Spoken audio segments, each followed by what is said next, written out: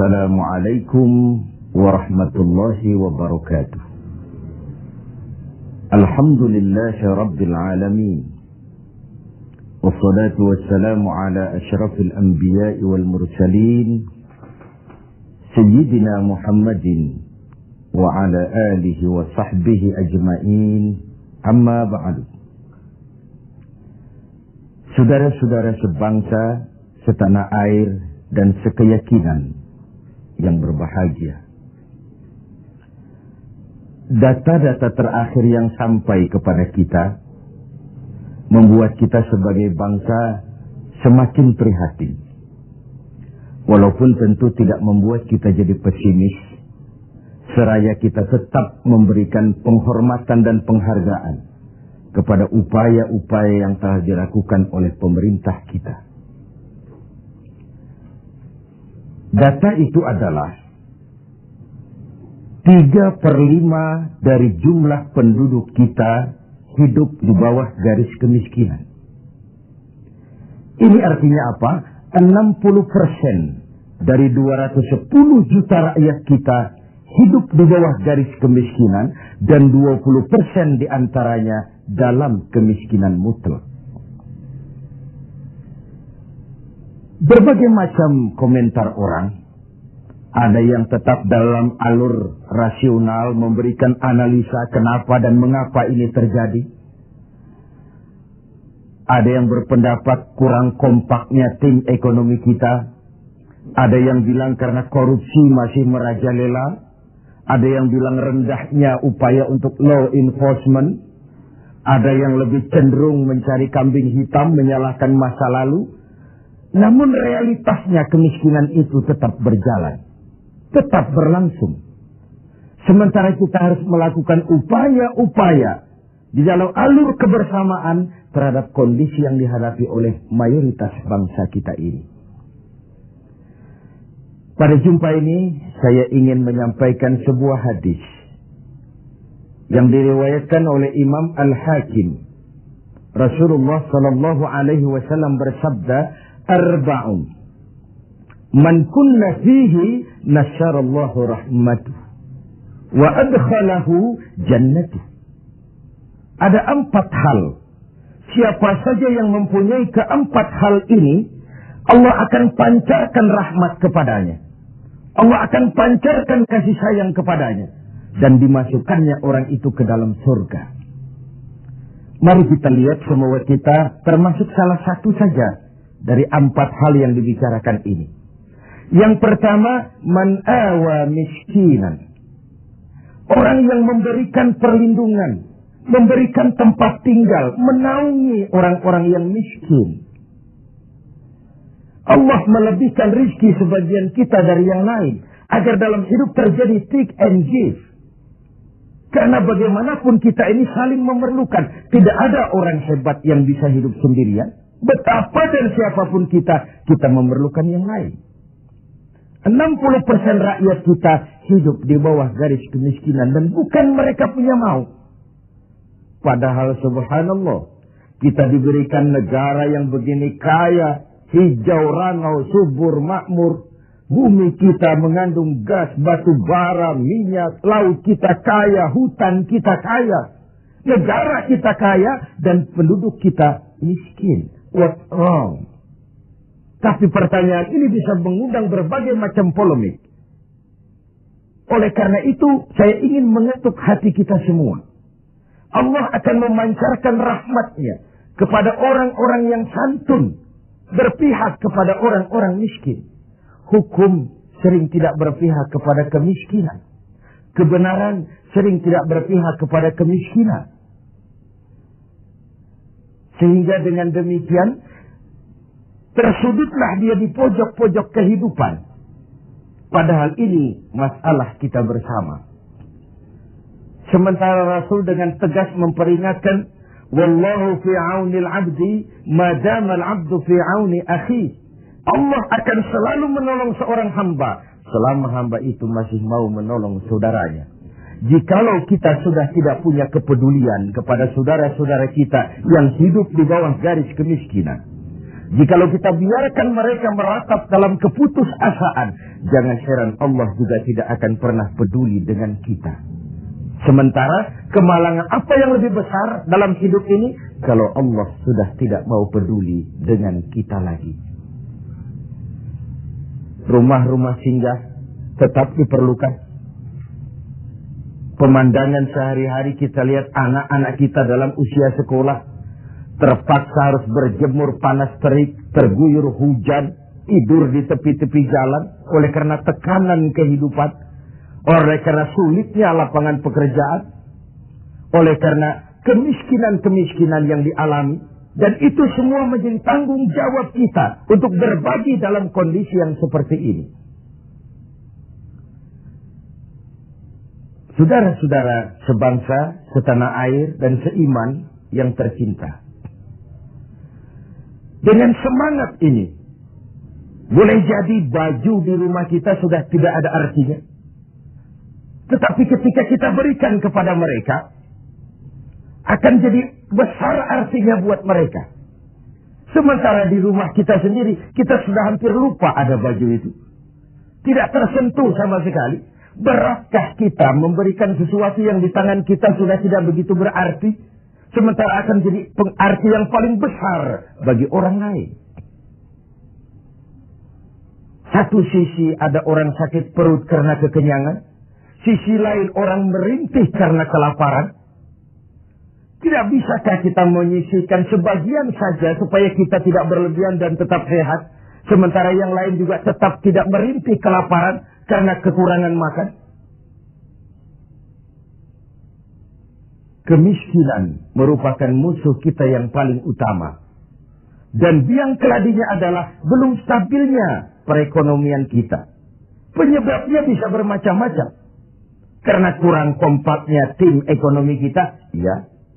Karena warisan hutang, iya juga. Baik hutang pemerintah maupun hutang swasta. Karena orang-orang para pemimpin kita belum mampu melakukan terobosan-terobosan ekonomi yang menggembirakan, iya juga. Tapi rakyat kita sesungguhnya, kita lihat. Di lintasan pintu kereta, itu kadang-kadang penjaga pintu juga, kereta masih di mana-mana, pintu sudah ditutup. Panjang sekali antrian itu. Terbes sopir-sopir keringetan. Setengah jam nunggu kereta mau lewat. Ketika lewat keretanya memang 11 gerbong. Panjang sekali. Si sopir truk, si sopir bus, si kenek yang kekeringatan itu. Pantas saja lama kita menunggu sampai keringetan. Keretanya yang lewat panjang betul. Ada kepuasan batin. Sebaliknya bayangkan. Sudah setengah jam nunggu, keringetan, kepanasan, haus, mencekik leher. Antrian mobil panjang di lintasan pintu kereta. Begitu lewat, yang lewat ini cuma lokomotif. Yumpah-yumpah kenek-kenek sopir sialan. Dikira apa setengah jam kita nunggu cuma begitu yang mau lewat. Ini artinya apa? Secara psikologis, rakyat kita ini mau menunggu. Rakyat kita ini mau berkorban. Rakyat kita ini mau memberikan apa yang mereka bisa untuk sesuatu yang besar, untuk sesuatu yang monumental, untuk sesuatu yang bisa merubah keadaan mereka. Jangan biarkan rakyat kita menunggu dengan kecewa karena begitu lama menunggu yang lewat cuma lokomotif, cuma kepala kereta yang lewat. Mereka merasa penantian setengah jam sia-sia, pengorbanan peras keringat, haus mencekik leher. Jadi konyol ketika yang lewat cuma sebuah lokomotif. Begitulah. Kadang kita masih terkontaminasi oleh pola lama. Sebagian dari pemimpin kita masih memandang bahwa jabatan itu fasilitas dan kekuasaan. Lebih celaka lagi bahwa jabatan adalah jalan pintas untuk menuju kaya. Merasa giliran. Kemarin kan giliran kamu, sekarang giliran saya. Sepanjang jabatan masih dianggap sebagai fasilitas dan kekuasaan, apalagi jalan pintas untuk menuju kaya, itu rampok. Negara sedang sakit. Ini musim kerja bakti. Pesta sudah selesai. Ini saatnya kita cuci piring. Kita, dalam artian seluruh komponen bangsa, Ya birokratnya, ya teknokratnya, ya ekonomnya, ya agamawannya, ya politisinya. Semua kita. Ini merupakan tanggung jawab kita secara bersama-sama. Man awa miskinan. Orang yang santun kepada orang-orang yang miskin. Memberikan tempat bernaung, tempat tinggal. Mendidik, memberikan kesempatan pendidikan kepada anak-anak mereka. Sehingga anak-anak itu, yang juga anak-anak kita, punya hak menatap hari esok dengan pasti. Punya hak menggantungkan harapan dan cita-cita. Seperti juga anak-anak lain punya harapan dan punya cita-cita. Marilah kita semua menyadari, hidup ini sebuah putaran menunggu giliran. Dan jabatan adalah amanah. Sementara menyia-nyiakan amanah adalah khianat. Lebih jauh dari itu, agama mengajarkan apapun yang kita miliki dalam hidup ini sebuah titipan. Harta, titipan. Jabatan, titipan. Ilmu pengetahuan, titipan. Kalau titipan harus disikapi dengan dua. Pertama, titipan harus dijaga baik-baik. Masa ada orang datang ke rumah saya, Pak, saya titip mobil sebentar. Oh, silakan. Saat mobil diambil, kacanya pecah, bempernya penyok, rebannya kempes, knalpotnya hilang, marah yang punya. Saya cuma titip, kenapa tidak dijaga baik-baik? Begitulah Allah menitipkan jabatan kepada kita. Saat nanti diambil jabatan itu berlumur korupsi, berlumur kezaliman, tipu daya, trik, rekayasa. Tentu marah yang menitip ini. Kau harus bertanggung jawab. Ini kan titipan. Kenapa tidak dijaga baik-baik? Harta titipan. Malahan, kalau saudara diberikan ilmu, pertanyaan akhirat cuma satu. Ilmumu kau amalkan untuk apa? Diberikan kita usia yang panjang, pertanyaan akhirat juga cuma satu. Usiamu kau habiskan di mana? Tapi diberikan kita harta, pengadilan akhirat akan bertanya dua. Hartamu kau dapat dari mana? Kau belanjakan kemana? Depan dan belakangnya ditanya, dari mana dan kemananya. Itu sebabnya Rasulullah berpesan, hasibu anfusakum qabla an tuhasabu. Hitung dirimu sebelum Allah yang menghitungnya. Dengan bahasa sekarang, kalau malam-malam ada baiknya kita putar film hidup kita ini. Sejak akil balik sampai sekarang, lihat adegan-adegan yang pernah kita lakukan. Oh, tanggal sekian, bulan tahun sekian, saya nyolong, saya korup. Tanggal sekian, bulan sekian, saya nempeleng orang tanpa alasan yang benar. Putar film itu. Apa target dari semuanya? Kalau ada adegan yang tidak pantas, sekarang ini kita masih bisa melakukan sensor. Taubat maksudnya, pemutihan. Ada suara yang kurang jelas, masih bisa dubbing. Ada alur cerita yang kurang utuh, masih bisa editing. Proses sensor, proses editing, proses dubbing masih dimungkinkan sekarang. Sekarang, di dunia ini. Kalau nanti di padang mahsyar Allah yang memutar film kehidupan kita, tidak akan ada waktu lagi untuk sensor, dubbing, editing, yang ada tinggal pertanggungan jawab. Dan hari itu seperti sering kita baca dalam surah Yasin, al-yawma nakhtimu ala afwahihim wa tukallimuna aydihim wa tashhadu arjuluhum bima kanu yaksibun. Mulut mereka kami gembok, tangan mereka akan laporan, dan kaki mereka akan memberikan kesaksian terhadap apa saja yang telah mereka lakukan. Jabatan adalah titipan. Dia harus dijaga baik-baik. Yang kedua, kalau titipan tidak boleh membuat orang arogan, sombong. Dititipi, sekadar dititipi kok sombong. Apa alasannya? Orang titip mobil ke rumah saya, yang punya mobil pergi saya petatang-peteteng, membangga-banggakan. Ini mobil hebat, ini mobil mutakhir, ini mobil canggih. Mobil orang titip. Begitulah kita. Ini jabatan, titipan. Kenapa harus sombong? Ini harta, titipan. Kenapa mesti sombong? Ini ilmu pengetahuan, titipan. Kenapa harus sombong? Titipan tidak perlu membuat kita jadi arogan.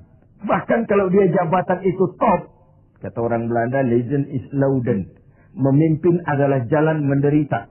Pemimpin adalah orang yang kesepian. Di dunia diikat dengan berbagai macam aturan. Di akhirat akan dibuka perkaranya yang besar-besar. Kesepian karena pada dasarnya pemimpin mengorbankan privasinya. Bahkan keluarganya. Seorang presiden, seorang wakil presiden tidak punya anak, tidak punya ibu, tidak punya bapak, tidak punya paman. Yang punya paman itu pribadinya. Kalau presiden punya anak, lalu anak-anaknya jadi warga negara kelas 1, ikut-ikut ngurus negara, kan ini penyakit kita. Biarkan pemimpin sebagai pemimpin. Karena memimpin adalah jalan menderita. Dan pemimpin pada umumnya orang-orang yang kesepian. Ini musim kerja bakti. Hanya dengan semangat kebersamaan. Ke atas saya mengingatkan. Ke bawah saya mengimbau. Mari kita berbagi rasa. Dengan saudara-saudara kita yang hidup di bawah garis kemiskinan. Karena bukan saja ini tanggung jawab nasional, tapi juga tanggung jawab keagamaan. Seorang muslim baru sempurna imannya, jikalau dia merasakan apa yang dirasakan oleh tetangga sebelahnya. Bahkan tidak sempurna iman kamu, jikalau kau tidur dalam perut kenyang, sementara tetanggamu merintih kelaparan. Belum sempurna imanmu. Begitu kepekaan Islam, sampai iman dijadikan taruhan terhadap perbaikan nasib orang-orang miskin. Bukan sekadar sebuah slogan. Bukan sekadar sebuah simbol. Tapi sebuah realita kehidupan beragama. Tangan di atas lebih baik daripada tangan di bawah. Orang mukmin yang kuat lebih disukai Allah ketimbang orang mukmin yang lemah. Lemah ekonominya, lemah pendidikannya, lemah jaringan sosialnya, lemah kebudayaannya. Orang mukmin yang kuat lebih disukai Allah daripada orang-orang mukmin yang lemah. So, kalau kita dalam posisi itu, sekaranglah waktunya untuk berbuat. Jangan biarkan saudara-saudara kita merintih kelaparan. Anak-anak dalam usia sekolah terpaksa keleleran di jalan. Atau terpaksa harus kerja di bawah usia. Memang kadang kita berhadapan dengan siklus, lingkaran setan.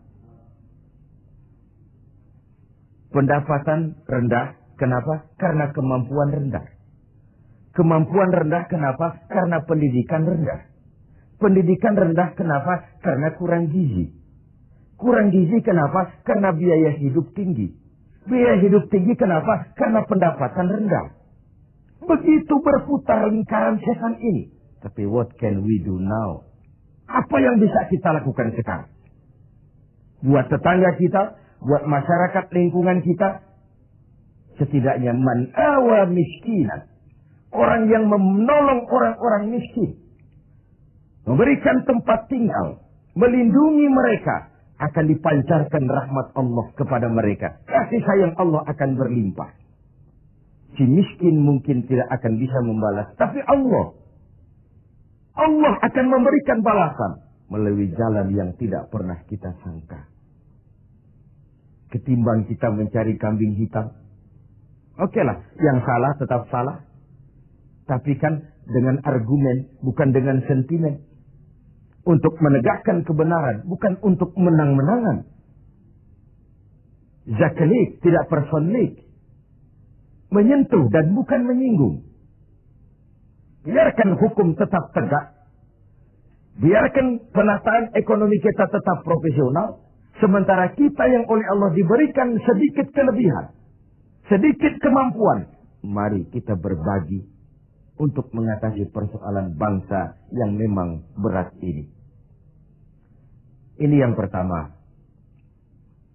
Yang kedua, orang yang akan dapat pancaran rahmat dari Allah itu warahimad dha'ifa. Orang yang punya sifat belas kasih kepada mereka yang lemah. Keberpihakan kepada orang-orang yang tidak berdaya. Tadi saya katakan, kebenaran jarang berpihak kepada si miskin dan si lemah. Hukum sering tidak berpihak kepada si miskin dan si lemah. Tengoklah sekarang. Kalau orang besar punya banyak uang, dapat masalah, tim pembelanya itu antri. Tim, bukan lagi 1-2 orang, tim. Paling sedikit 3 orang. Tapi ketika si miskin dan si lemah terpuruk di sudut kehidupan, hak-hak asasinya diinjak-injak, siapa yang mau peduli? Masih segar dalam ingatan kita nasib yang menimpa Marsina, Sengkon dan Karta, wartawan Udin, koran Bernas. Itu sekadar yang naik ke permukaan. Entah berapa puluh Marsinah di Republik ini. Entah berapa banyak Sengkon dan Karta di negeri ini. Entah berapa banyak Udin Bernas di bumi tercinta ini.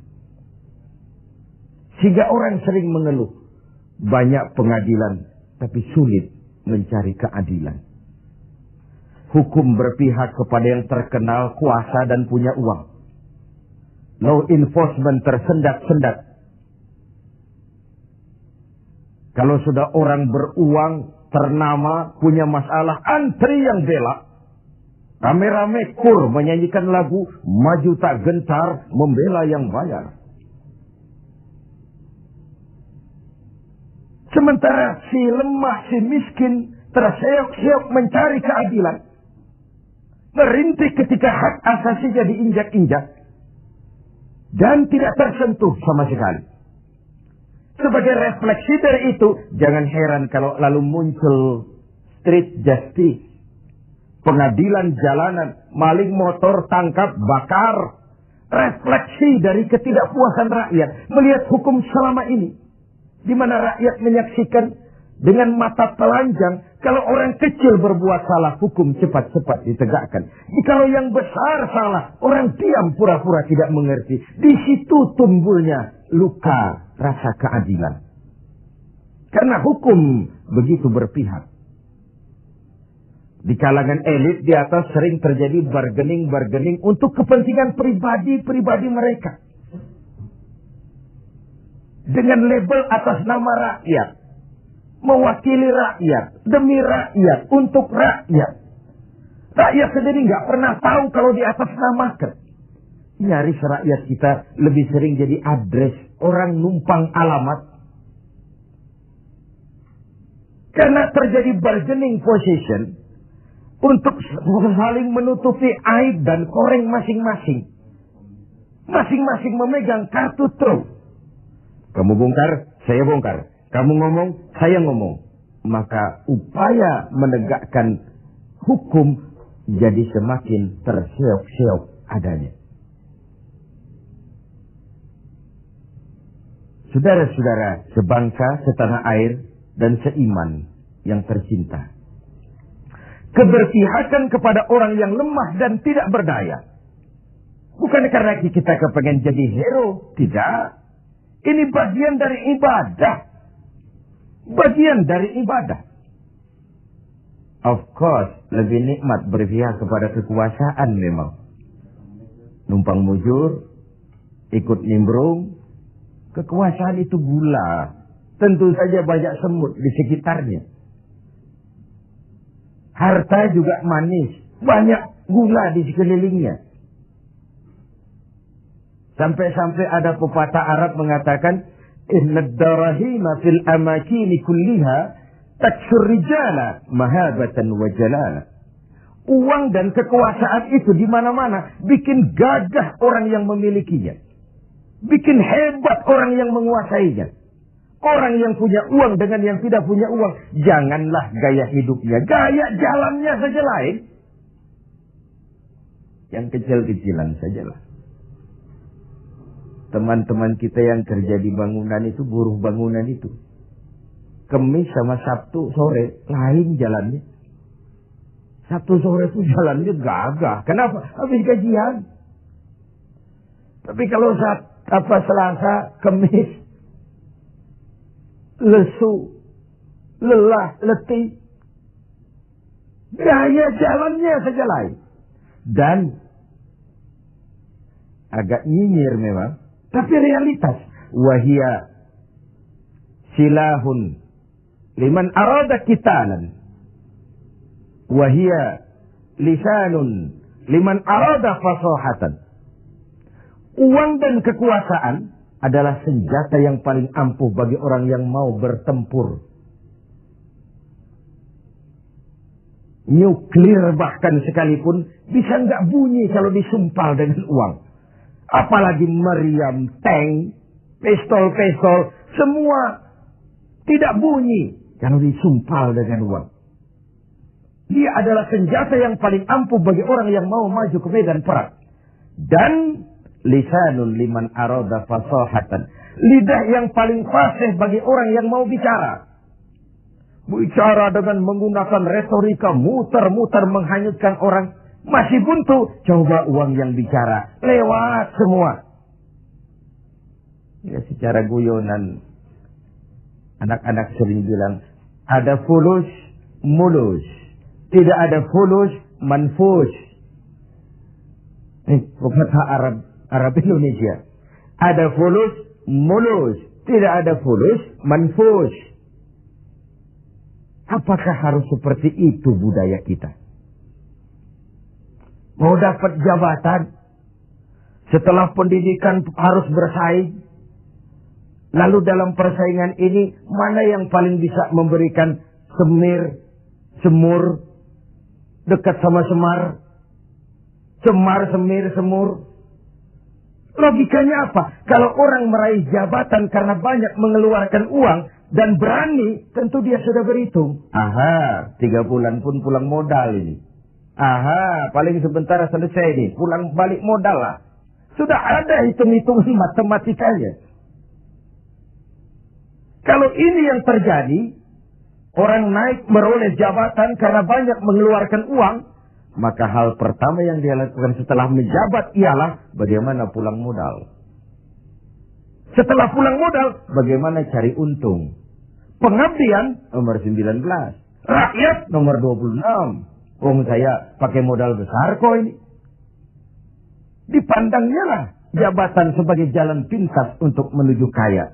Benar kalau Rasulullah mengajarkan jangan berikan jabatan kepada orang yang memintanya. Memintanya pun jangan. Apalagi sampai nyogok-nyogok, kasih semir, kasih uang. Karena orang yang meminta mesti punya motivasi. Sedangkan jabatan adalah amanah. Menyia-nyiakan amanah merupakan dosa yang amat besar. Saudara-saudara seiman dan sekeyakinan yang berbahagia. Setiap kita pemimpin. Setiap pemimpin akan dimintakan pertanggungjawab terhadap apa saja yang dipimpinnya. Suami pemimpin di rumah tangganya. Ibu pemimpin bagi anak-anaknya. Pemuda pemimpin bagi dirinya. Pak Lurah pemimpin di kelurahannya. Setiap kita pemimpin dan setiap kita akan dimintakan pertanggungjawab terhadap apa saja yang kita pimpin.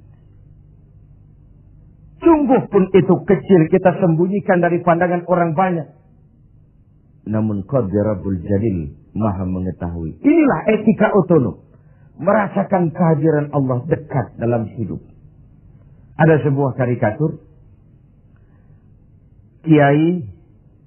Seorang kiai punya murid santri 40 orang. Dari 40 orang ini ada 1 orang yang mendapat perhatian agak istimewa dari kiainya. Santri-santri yang lain protes. Kiai, kami ini semua kan santrinya kiai. Kami ngaji sama kiai. Kenapa yang 1 itu perhatiannya dilebihkan dari kami? Apa kekurangan kami? Senyum kiai kita ini. Lalu bilang, oke, kalau kau mau tahu, besok pagi kumpul di sini jam 10. Esoknya jam 10 kumpul 40 santri ini, termasuk yang dapat perhatian istimewa tadi. Anak-anakku, kata kiai, hari ini saya ingin memberikan pelajaran kepada kalian semua. Masing-masing kalian aku berikan seekor anak ayam dan sebilah pisau. Bertebaranlah kalian dengan anak ayam seekor dan sebilah pisau ini. Cari tempat yang tidak ada yang lihat. Sembelih ayam itu di situ. Cari tempat yang tidak ada yang lihat. Sembelih ayam itu di situ, anak ayam itu. Bertebaranlah santri ini, mencari tempat yang dipesan kiai tadi. Cari tempat yang tidak ada yang lihat. Ada yang masuk ke dalam gua, gelap, tengok kiri kanan, tidak ada orang, potong anak ayamnya. Ada yang cari semak belukar, noleh kiri kanan, tidak ada orang, potong. Ada yang naik ke gunung tinggi, ada yang ke tepian sungai, macam-macam. Alhasil, pada waktu yang ditentukan berkumpullah ke 40 santri ini. Bagaimana? Tanya Pak Kiai kita. Lapor Kiai, sudah kami sembelih semua. Sudah semua, sudah. Majulah santri yang satu ini, yang dapat perhatian lebih ini. Saya, Kiai, kenapa? Saya tidak bisa menyembelih anak ayam yang Kiai berikan tadi. Kenapa? Kenapa tidak kau sembelih? Tadi waktu mau berangkat Kiai pesan, cari tempat yang tidak ada yang lihat, sembelih anak ayam itu di sana. Saya sudah berusaha, Kiai. Saya pergi ke gunung yang tinggi, ke lembah yang suram, ke semak belukar, ke hutan belantara, ke dalam gua bahkan. Tetapi kemanapun saya pergi, dimanapun saya berada, Allah tetap melihat, Kiai.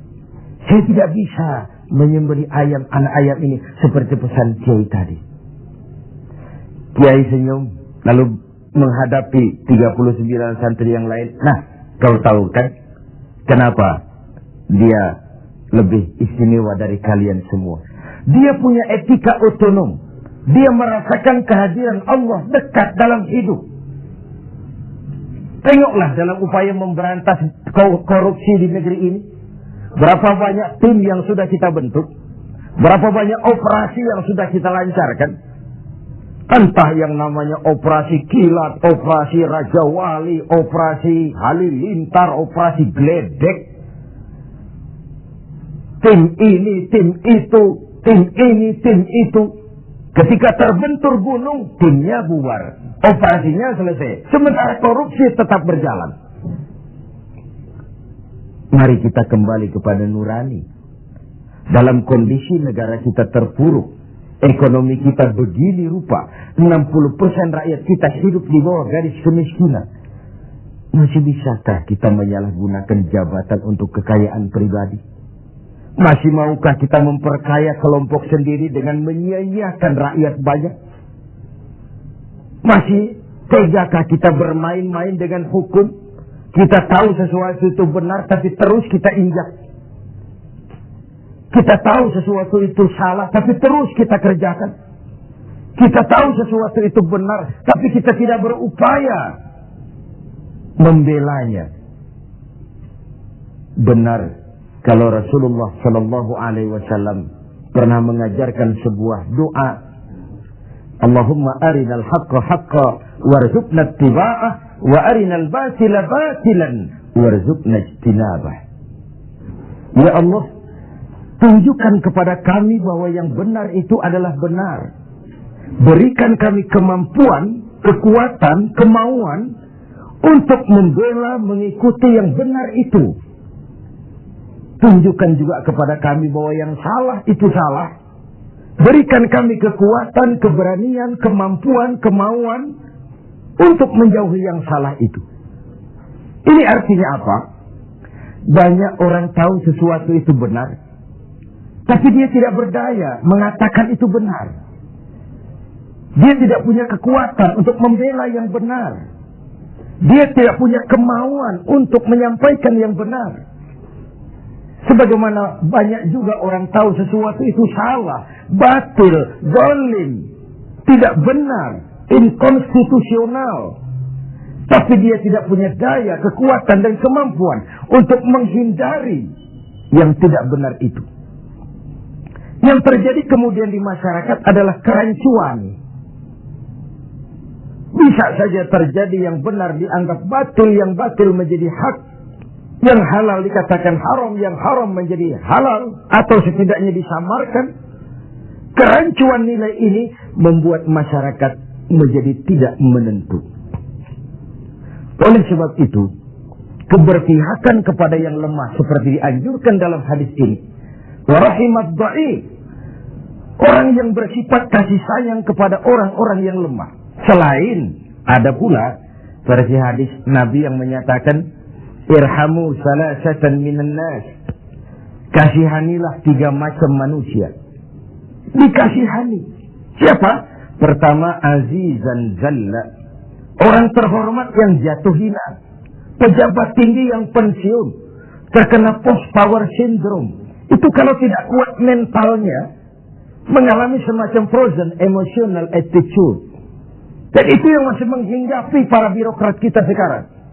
Dengar mau ada mutasi, gerasak gerusuk, cari orang pinter, cari embah.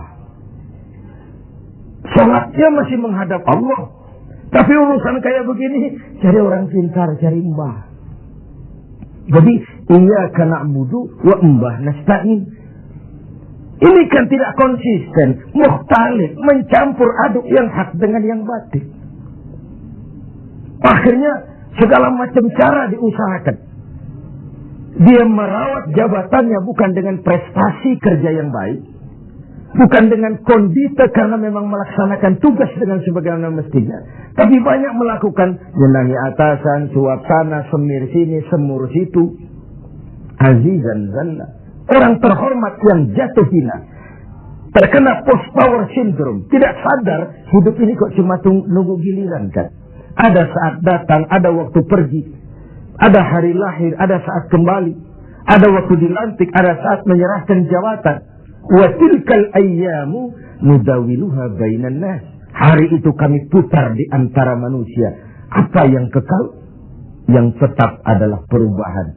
Perubahan itulah yang tetap itu. Ini yang pertama.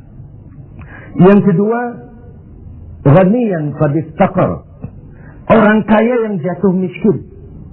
Ini kalau tidak kuat mentalnya bisa gila. Hidup serba ada, sama dengan pejabat tinggi. Datang dihormati, kemana-mana dikawal, tiba-tiba pensiun, nongkrong di warung Tegal, nggak ada yang negor. Kalau tidak kuat mentalnya, dia bisa sableng. Orang kaya yang jatuh miskin, biasa hidup serba ada, serba mewah, serba uang. Tahu-tahu dihadapkan oleh kenyataan dia tidak punya apa-apa. Dia bukan apa-apa. Itulah sebabnya kalimat inna lillahi wa inna ilaihi raji'un bukan sebuah ucapan sekadar saat kita menghadapi musibah. Itu kesadaran batin yang paling tinggi dari seorang muslim. Segalanya datang dari Allah, segalanya akan kembali kepada Allah. Kalau satu saat saya harus melepaskan jabatan yang saya senangi, kenapa harus berat? Bukankah ketika terlahir dahulu tidak ada jabatan yang saya bawa? Kalau saya harus melepaskan harta yang saya miliki, kenapa saya harus berat? Bukankah ketika terlahir ke dunia ini tidak sesen pun uang yang saya bawa? Inna lillah, segalanya dari Allah, segalanya akan kembali juga kepada Allah. Kesadaran moral yang paling tinggi, segalanya dari Allah, segalanya akan kembali kepada Allah. Lalu orang ketiga yang perlu dikasihani kata Nabi, faqihan yal'abu bihil juhal, ahli fikih, ahli hukum, ngerti syariat, tapi dipermainkan oleh orang bodoh yang kebetulan punya uang dan kekuasaan. Dan uang serta kekuasaan itulah yang jadi sponsor. Tolong carikan dalil supaya ini kelihatannya halal. Paling tidak haram-haram dikit lah. Sibuklah si ahli fikih buka kitab, carikan dalil untuk menghalalkan yang haram itu. Tolong carikan alasan supaya ini boleh. Sibuk menurunkan kitab untuk memberikan legitimasi terhadap kebatilan. Orang ahli fikih yang dipermainkan oleh orang bodoh yang punya uang dan kekuasaan. Inilah realitas. Sehingga benar kalau Nabi mengatakan sebaik-baik umara adalah yang mendekati ulama. Sejelek-jelek ulama yang mendekati umara. Kalau Umar mendekati ulama, tendensinya apa? Mau minta proyek sama kiai? Tentu tidak, paling minta didoakan, minta yang baik-baik. Tapi kalau Umar membebek, mendekat, menjilat kepada ulama, menjilat, mendekat, membebek kepada Umar, tentu ada something, ada sesuatu. Saudara-saudara yang terhormat, saya kembali kepada masalah 4 hal yang mendatangkan rahmat Allah tadi, yaitu yang kedua, rahimad dhaif.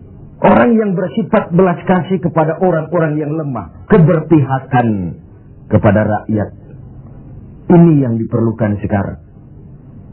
Ini akan menumbuhkan trust, kepercayaan. Kita bicara soal kesulitan ekonomi, ini kan masalah yang sudah mendunia. Bukan cuma Indonesia, tapi tetangga-tetangga kita sudah hampir sembuh semua. Malaysia sudah sembuh, Thailand sudah sembuh, Filipina sembuh, bahkan Korea lebih menakjubkan. Bukan saja sembuh, tapi dia sudah tidak menyangkut paut lagi dengan negara donornya, IMF. Sudah diselesaikan hutangnya.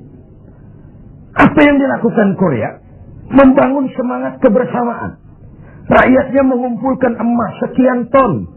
Pemerintah mengeluarkan obligasi. Kok mau rakyat mengumpulkan emas? Itu tadi. Masih ingat? Sopir truk, sopir bus, kenek-kenek nunggu setengah jam di lintasan pintu kereta. Kalau lokomotifnya yang panjang lewat, ada kepuasan batin. Trust. Rakyat percaya kepada pemimpinnya. Ini yang perlu ditumbuh kembangkan. Sehingga terkumpullah emas sekian ton. Lalu Korea menghidupkan yang namanya home industry. Tulang punggung perekonomiannya tetap koperasi yang bersifat kerakyatan. Dan dia berhasil bangkit dari kesulitan ekonomi. Rasa kepercayaan itu penting.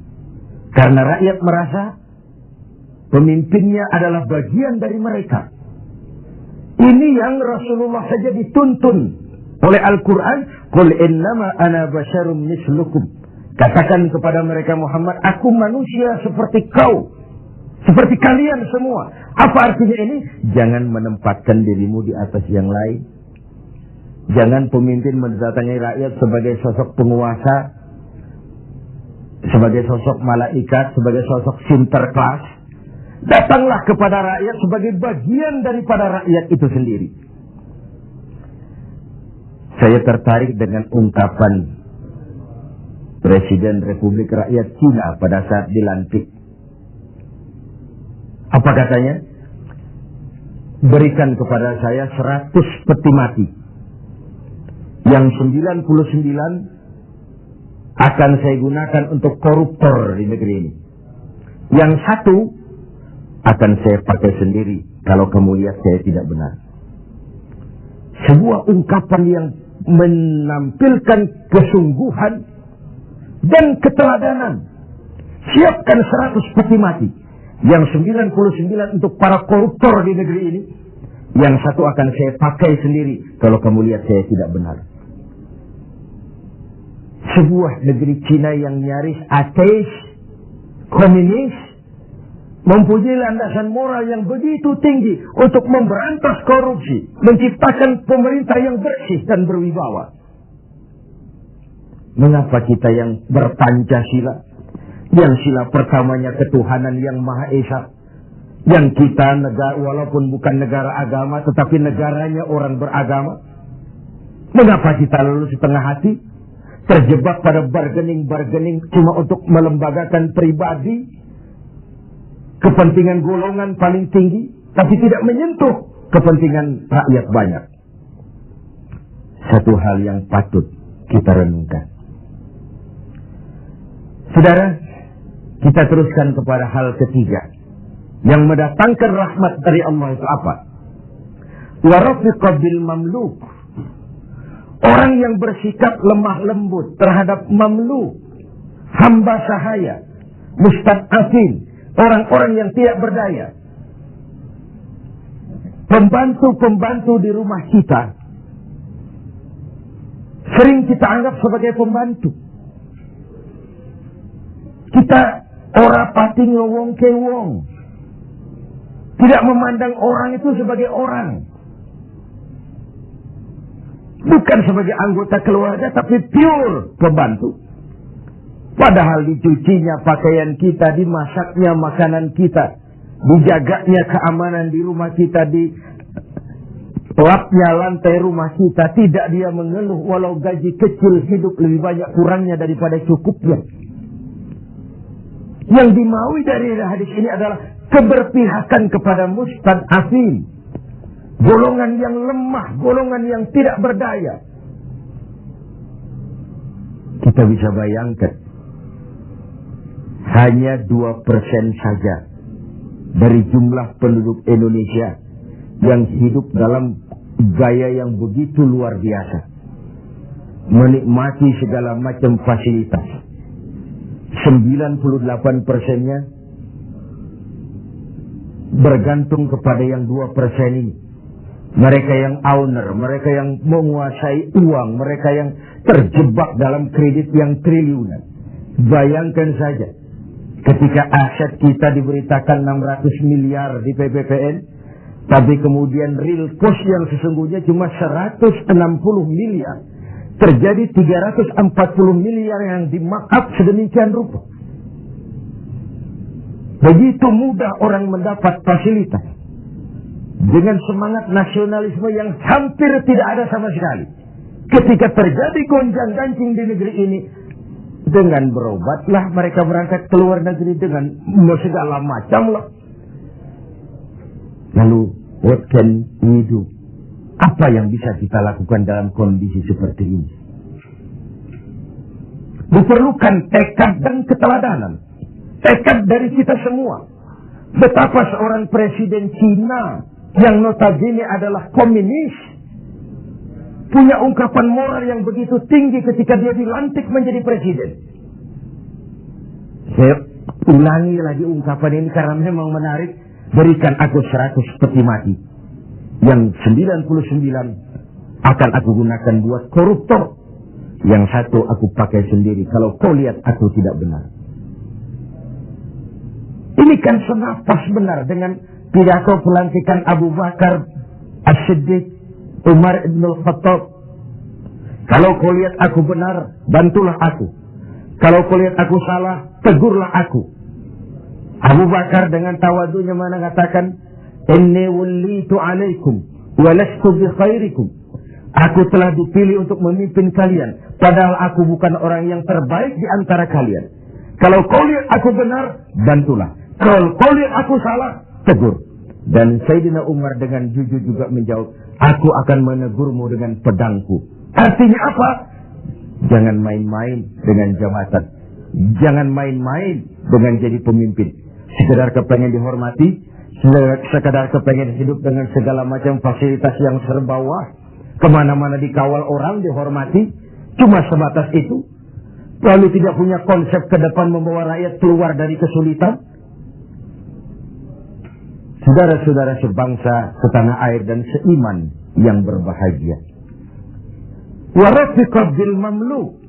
Orang yang bersikap lemah lembut kepada orang-orang yang dalam kekuasaan orang lain. Budak sahaya, para pembantu, tenaga-tenaga kerja level bawah.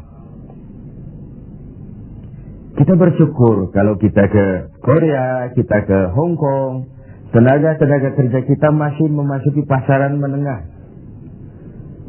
Tapi di beberapa negara lain yang kita kirim tenaga kerja lapangan ke bawah, itu kan potret dari SDM kita yang saya katakan berbentuk lingkaran setan, siklus. Bagaimana kita berharap mendapat pendapatan yang tinggi kalau prestasi kerja kita rendah? Bagaimana prestasi kerja mau tinggi kalau dasar pendidikannya rendah? Bagaimana pendidikan mau tinggi kalau gizi menu yang dimakan juga kalorinya rendah? Bagaimana mau mendapat menu kalori dan gizi yang tinggi kalau daya beli lemah? Bagaimana daya beli mau kuat kalau pendapatan juga rendah? Berputar di sekitar itu. Oleh karenanya dituntutlah kepekaan dalam situasi sekarang. Sulit-sulitlah, siapa yang tidak sulit? Yang kaya saja mengeluh, konon yang miskin. Yang masih punya kerjaan saja mengeluh, konon lagi yang sama sekali saja mengeluh, konon yang miskin. Yang masih punya kerjaan saja mengeluh, konon lagi yang sama sekali tidak punya kerjaan. Hopeless, homeless. Dan ini kesulitan kita bersama. Mari kita berbagi.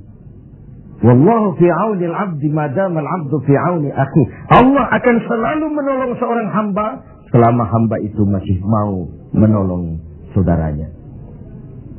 Selama kita utuh, kokoh dan kuat, bersatu sebagai bangsa, tidak ada kesulitan yang tidak bisa kita atasi. Hutang-hutang kita, paling tidak kita bisa minta rescheduling, debt rescheduling, penjadwalan ulang. Terlalu riskanlah kalau kita minta pemutihan, karena itu memberikan pengumuman bahwa negeri kita bangkrut. Debt rescheduling.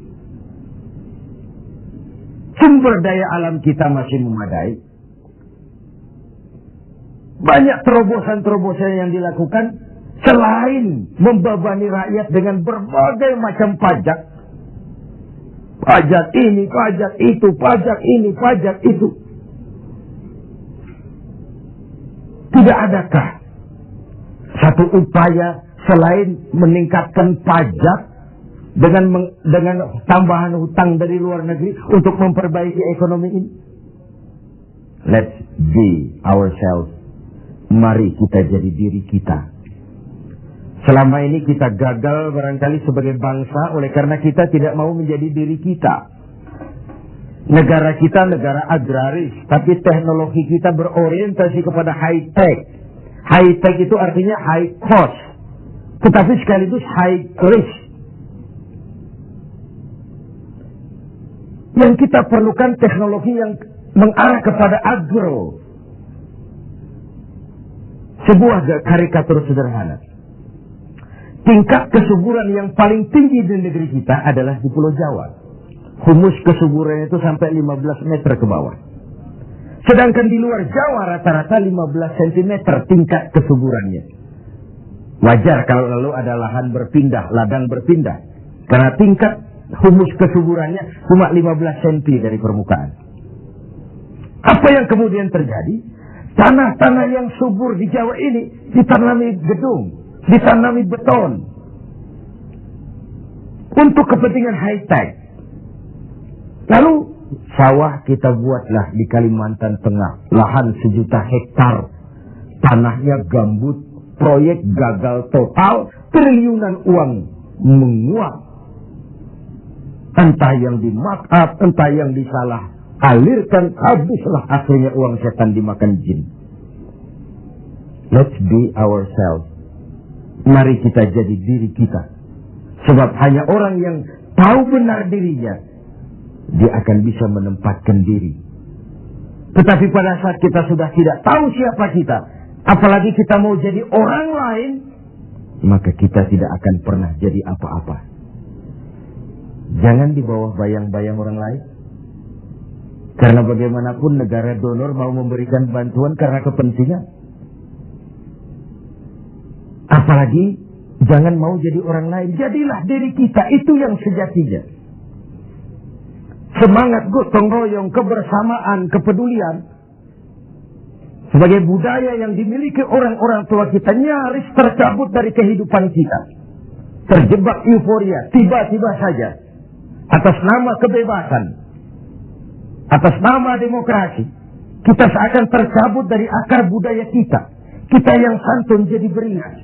Kita yang rukun jadi saling mencurigai. Kita yang toleran tiba-tiba bermusuhan. What wrong? Apa sih sebenarnya? Siapa melawan siapa? Siapa nyurigai siapa? Siapa membunuh siapa? Kita anak-anak bangsa satu tubuh yang lahir dari rahim Ibu Pertiwi. Pada layaknya menghadapi kesulitan-kesulitan seperti ini, kita bahu-membahu. Saya ingat almarhum Panglima Besar Sudirman punya ungkapan, tidak ada kemenangan kalau tidak ada kekuatan. Tidak ada kekuatan kalau tidak ada persatuan dan kesatuan. Tidak mungkin terwujud persatuan dan kesatuan tanpa semangat silaturahmi. Mau menang kita keluar dari kesulitan besar ini, harus kuat. Mau kuat kita harus bersatu. Mau bersatu kita hidupkan budaya silaturahmi. Islah kata orang sekarang. Rekonsiliasi bahasa kerennya. Tidak hanya pada saat memang ada benih-benih disintegrasi, tapi dalam kondisi yang normal. Silaturahmi dilakukan dalam posisi kita sebagai bagian dari rakyat kita. Rakyat memilih pemimpinnya bukan cuma untuk membuka, meresmikan, berkunjung, meresmikan, membuka, meresmikan, berkunjung. Rakyat memberikan amanah kepada kita untuk mengubah keadaan ini, membawa mereka ke arah kehidupan yang lebih pasti dan lebih baik. Saudara-saudara seiman, hal keempat, terakhir, yang mendatangkan rahmat dari Allah adalah wa anfaqa 'alal walidain. Orang yang membelanjakan hartanya untuk kedua orang tuanya. Pada skala yang makro, bagaimana generasi muda menghormati generasi tuanya. Satu hal yang pasti, orang-orang tua kita pernah muda, dan kita belum pernah tua. Artinya apa? Paling tidak kita bisa menimba pengalaman. Hidup adalah mata rantai yang berkaitan. Sebuah sukses besar mestilah berangkat dari hal-hal sebelumnya. Listrik yang ditemukan Thomas Alva Edison, mungkin tidak secanggih listrik sekarang. Tapi kapanpun orang bicara listrik, Thomas Edison juga yang kita ingat. Orang-orang tua kita yang telah berjasa membangun negeri ini dengan keringat, air mata, darah, dan nyawa. Hanya bangsa yang besar yang bisa menghargai para pahlawannya. Hanya generasi terhormat yang bisa menghormati orang-orang sebelumnya. Hidup mata rantai yang saling berkaitan. Betapapun hebatnya kita sekarang, kita tetap merupakan produk dari masa lalu. Itu pada skala makro. Pada skala mikronya, menghormati ibu bapak. Tidak ada bahagia bisa ditegakkan tanpa restu keduanya. Dalam hidup kita sering berziarah ke makam-makam yang kita anggap keramat. Tapi sadarkah kita, keramat hidup itu ada di rumah kita. Ibu dan bapak kita. Doanya mustajab, sumpahnya pun manjur. Sehingga Nabi ingatkan, ridallah fi ridal walidain, wa suhtullah fi suhtul walidain. Ridho Allah dalam keridhaan ibu bapak. Murka Allah juga dalam murka ibu dan bapak. Agama mengenal kisah Jurayj. Budaya bangsa kita mengenal kisah Simalin Kundang. Sebuah potret. Tidak ada bahagia bisa ditegakkan tanpa restu dari ibu dan bapak. Ada orang mengungkapkan, kalau orang tua kaya, anak jadi raja. Kalau anak yang kaya, orang tua sering jadi budak. Sukses anaknya di ibu kota, ayolah Pak ikut saja ke Jakarta, Ma ikut saja ke Jakarta.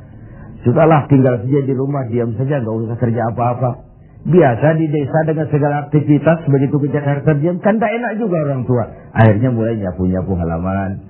Akhirnya tak enak lagi mulai bantu-bantu ngepel. Dan begitu seterusnya. Berapa banyak pun uang kita belanjakan untuk membahagiakan ibu dan bapak, tidak akan pernah sanggup menebus air susu ibu yang kita minum. Ayah yang pergi pagi pulang petang, peras keringat, banting tulang, kehujanan dan kepanasan untuk membesarkan dan mendidik kita supaya jadi orang. Sering setelah jadi orang, lupa kacang akan kulitnya. Saudara-saudara sebangsa dan setanah air yang berbahagia. Mudah-mudahan 4 hal yang saya sampaikan pada hadis yang diriwayatkan oleh Al-Hakim ini menjadi sumbangan moral untuk lebih meningkatkan kepedulian dan ikut andil dalam memberikan solusi bagi bangsa dan negara tercinta ini. Jumpa lagi di lain kesempatan. Usikum wa nafsi bitaqwallah. Wassalamualaikum warahmatullahi wabarakatuh.